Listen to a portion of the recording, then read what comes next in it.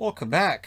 All right, so there's times where I watch preseason game, and I might be watching it so that if you missed it, you go, "Did I miss anything?" I can stand here and tell you, not really. And I'm gonna say this straight out. So, Seattle 4-2 in the preseason, 2-0 against Vancouver, and this may very well be the template that they need to follow this year to have success. They rely on their goaltender, sure, because that's what happens with most expansion teams. Vegas is the exception rather than the rule. And this was kind of a by the numbers game for Seattle, and this is their last preseason game. Now, yes, Vancouver, a lot of their starters not in the game. Of course, Patterson and Hughes are going to be in for the final two games of the preseason, which will be against the Oilers. So they better be ready because the Oilers are going to have some regulars in those lineups too. So it's Grubauer versus Demko, and I'm not going to say anything about Demko's game tonight because I honestly thought the amount of support he had just wasn't there. Horvat gets a shot at 14 seconds. Nice glove saved by Grubauer, which was telling us how this game was going to go. Final preseason game for Seattle. Things get kind of pushy at 1 minute and 8 seconds, and there is some dislike between these teams. So if you're like, when's that battle going to start between Vancouver and Seattle? I think it's coming. I do. There was some dislike, and towards the end of this game, there was some agitating going back and forth. There was a post then for Rathbone. Seattle ends up getting a power play at 1:36. It's a 4-minute power play, so it's a double minor. I've always thought it's weird that if it's a 4-minute, it's a double minor, it counts as 2 power plays. If it's a 5-minute major, it counts as 1. I understand why. It's just one of those things that for new fans, it's kind of weird. It's like, okay, so the 4-minute is 2 power plays, but the 5-minute is 1. Unless they score and then it's 2. But it's just, So it is one of those bizarre things. So the Canucks had a trip that I thought was uncalled there. I think that was by Myers. Could have called that. It could have been a 5-on-3, but it wasn't. They make up for it. This game was called tight, and I know people are going to be mad about it, and it did take the flow out of the game, but they're trying to make sure during the preseason that they let the players know where the line is, so that as we get into the regular season, we don't have to worry about it. Giordano had a shot that was saved. Geeky hits the post. McCann had a chance that was stopped. The Canucks did kill all 4 minutes, but they go right back to the box. So there was some problems with that tonight. Giordano fires one high. Good power play. The Canucks survive. The Kraken 0 for 3 at this point because it's a double minor. So that double minor made them 0 for 2, and then that power play made them 0 for 3. Horvat had a shot that was saved. Horvat had a lot of opportunities tonight. I've really liked Horvat's game in the preseason thus far. Shots are 5 apiece at this stage. Things get chatty as the Canucks get a power play. And again, this is the thing. They don't really like each other a whole lot. Podkolzin had a shot that was saved. Seattle kills it off. 2 shots for the Canucks. And there wasn't any flow in the game to this point. I was waiting for like some kind of back and forth 5-on-5 really fun stuff. And we don't really get that until like the third period, and it was brief. Eberle had a chance that was saved. Dickinson couldn't bury one as Grubauer holds on. Demko, he had a save that was screened geeky shot. Seattle presses with 3.5 minutes left. The fans tried to call a penalty. They don't get that. Last minute, there were saves and no rebounds from Grubauer. Grubauer, very smart positionally. It's weird to me. Last year, his stats were fantastic, and he was great. And then I think in the playoffs, because Colorado failed against Vegas, I think some of that reflected on Grubauer. He had a really good year, and I think it's easy to forget that, but he looked very sound. His positioning was very good tonight.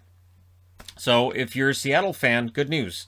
One absolute when it comes to first-year teams is you have to have really good goaltending to have a chance. Seattle has that. So second period, scoreless after the first. I survived the first. I at that point I was like, I never told anybody I was going to review this game. So if I just walk away and do something else, but I didn't. Rathbone fired an early shot wide. I like Rathbone. I really hope he makes the team. I hope he's in the top 6.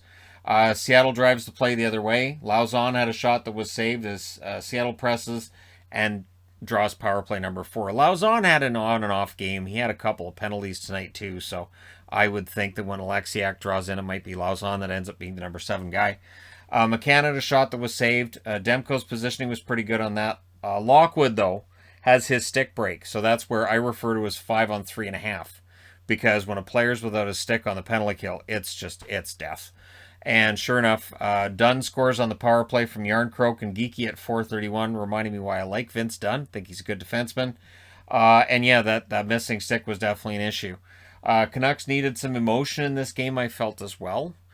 Seattle were keeping the Canucks to the outside. And then at 6:57, a fast break goal, and it's Vince Dunn with his second in a little over 2 minutes from McCann and Schwartz. So Jared McCann continues to put up points against the Canucks. They play 4 times during the regular season. Be interesting to see how McCann plays in those games. And it was a poor Canucks line change as well that led to that fast break. The Canucks press, they get a power play, desperately needed a goal. Wasn't going to happen, obviously. You can see the score. Good power play start. Grubauer saves a shorthanded, or Grubauer made some saves there, then there was a shorthanded chance for Jaden Schwartz. That was defended by the Canucks. Seattle kills it off. The fans wanted another. It wasn't going to happen there, but eventually it does.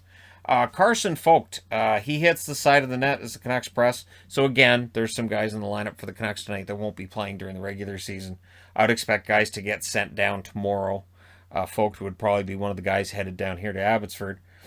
And then we get another power play for the Canucks. Horvat's chances are turned aside. Very good game by Bo Horvat. Action around the Seattle net, just couldn't bury it. Höglander was denied. Höglander had opportunities tonight. OEL had a drive that was saved. Kraken killed it off. And then they get their 5th power play. So it was just power play after power play, back and forth, and just there was no flow to the game. And again, I understand what they're doing. I understand why. And doing it during a preseason game is fine. But I was already starting to feel bad for fans in attendance wearing Canuck jerseys that were already thinking, man, it seems like a lot of money for a preseason game, but it's an expansion team, so they should win this, right? Yeah, on the power play, it's Donato with a nice goal from Yarncroke and Geeky at 14:22. So Geeky with a couple of assists tonight, and their power play at this stage over the game and a half that has been played, 5 for 10 against Vancouver. So the Canucks, again, they don't have all their best players out here. You can't panic about how their penalty kills looked, but it hasn't looked great. There was a near 2-on-1 then for the Kraken, but it misfired. Podkolzin nearly willed one into the net. Did everything he could to will it in there. It does draw a power play. So that's something you should be looking at if you're the Canucks about who does or doesn't make the team. Podkolzin showing that drive, very physically strong, and he drew a power play. It's not just about goals and assists, especially when you're looking at the preseason. It's really not about the goals and assists. That's why guys who score in the preseason get sent down, and fans are like, what happened? Sometimes it's because there's other parts of the game they're looking at, right? So they were 0 for 3 with 10 shots to that point. They would go 0 for 4. OEL had a point shot that was tipped wide. There was some net crashing. Grubauer held on. And, of course, the Kraken did kill that off. The shots after 2 periods were 29-17 for Vancouver. And the shots really don't get better for Seattle in the third. They were just very smart with their shots. And, again, I really can't blame Demko, even though his save percentage was not good tonight. I can't come out here and say, oh, Demko doesn't look good. Oh, the Canucks are in trouble. I can't say it. It is the same song and dance the Canucks have had over the last couple of years. Again, it's preseason, but their problem has been just too many prime chances allowed in front of the net and rebounds and not being able to clear the front of the net. It's something they need to fix this year. And at the very least, what this game tonight did was it provided a lot of video for Travis Green to use with the guys and say, here's what we want to avoid. So third period, early on, a shot by OEL was saved. And I'm going to say this too. Ekman Larsson's had a decent preseason. For all of the people ragging on him after that bag skate, I think he's had a good preseason. We'll see how things work out in the regular season, but I really haven't had a problem with this game. Early press by the Canucks. Dunn wanted that hat trick. He tried. Donato had opportunities too during that play. Seattle presses at 4 minutes. Burrows blocks a shot from Brandon Tanev. Burrows, he's headed for Abbotsford as well. The physicality's there, but there were times where there were plays that led to goals that I said, Burrows is probably headed for Abbotsford. So things get scrappy with 14:42 left. Like I said, these teams may be sowing the seeds for a good battle down the road here. Canucks get their power play, and they don't, because Burrows went in there and he was guilty of, I think it was boarding that he got, so they make it a 4-on-4. So that's one of those things that as a coach you're going to look at and go, we should have had a power play there, and he took us off the power play. Which, for the veterans, they might turn the other way, but for the guys who are, maybe on, maybe not on the roster, that's one of those things they'll be looking at. Not much happened during the 4-on-4, and I thought, okay, well, that'll open up the ice. Nah. Di Giuseppe nearly buries one. The Kraken had the edge in offensive zone time. So this is where I think while the shots were almost 2-1 for Vancouver at that stage, it was like 31-18. The actual offensive zone time was in favor of Seattle. Now, a lot of that had to do with the amount of power plays too, yes. But I thought the shots didn't really tell you who was playing better. I think Seattle was just a little more economic with their shots, and Vancouver was kind of shooting from everywhere, trying to get that one to go in, right? So things get scrambly at the half, and you could tell the Kraken were playing, again, this modified version of the trap. Kind of like, okay, all 5 guys are going to play back, and you got to go through us. And we'll just, take advantage of turnovers. It works. Podkolzin was hit on the hand or wrist with a shot.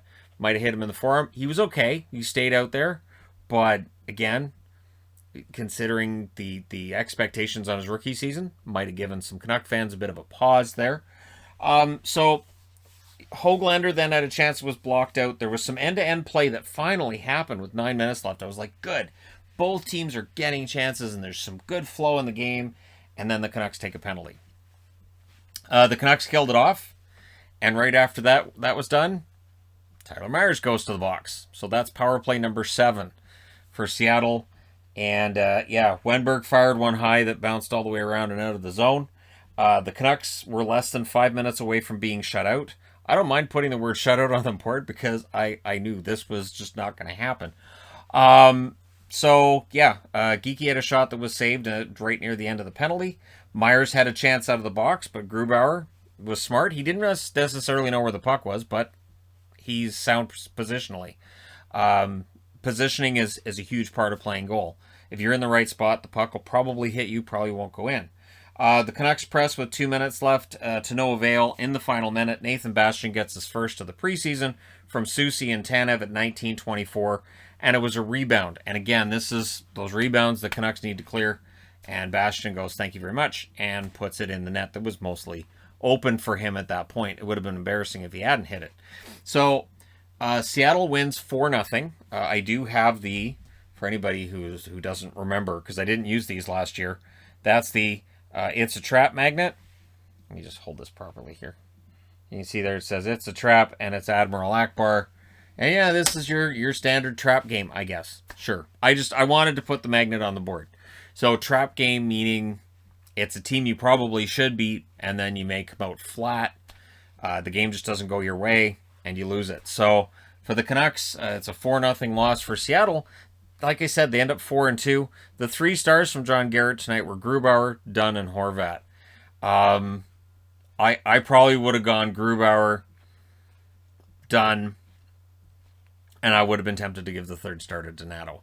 While, yes, Horvat had 8 shots, and he was all around the net. He just couldn't bury one. When the game's 4-0, I would probably give the 3 stars to Seattle, because they won 4-0. But there you go. So, the game's done. Canucks don't see them again until October 23rd, which will be in Seattle. That's the home opener for the Kraken.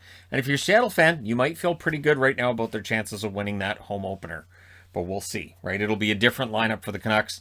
This is a game that really shows how much they miss Quinn Hughes on the blue line and how much they miss Elias Pettersson up front. And once you get them and you get Miller and you get Besser and you get all them going along with Horvat, it's a completely different team. So there you go. Let me know your thoughts in the comment section below as always. Don't forget to hit like and subscribe if you're browsing your way through. You just happened upon this video. Thank you guys so much for watching, for all your support. I will talk to you again soon.